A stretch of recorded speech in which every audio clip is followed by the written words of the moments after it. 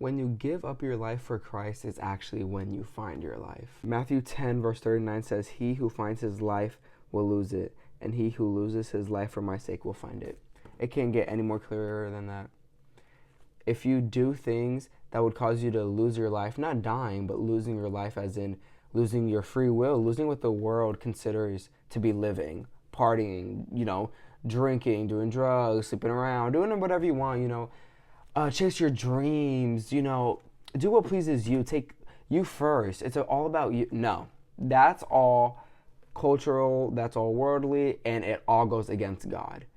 Every single factor that the world deems as worthy or, just life, it all goes against what actual true living is. When the world normalizes something, most of the time it's against God. And we have to come to realize that this is why we have to change our life around. This is why you see so many Christians just not following the ways of their old life, because it just doesn't match up. Obviously, God tells us to change and be redeemed and not to follow the ways of the world, but it's so crazy how much you actually can't keep with you. You can't keep any of it with you. And that's because it all goes against God. Nothing is worldly, but also in line with God. Nothing is.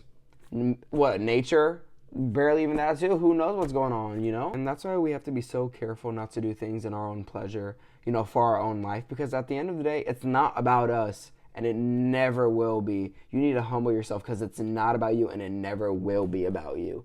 It's all about God, and that's a posture that you should have. I would like to get deeper in this eventually, but to end the video, just lose your life for God. Because when you actually lose your life, your worldly life, you actually gain something so much more. You actually get to live. You get eternity. You're promised living forever. Whereas if you were to only live your life on earth without God, you're deemed to death.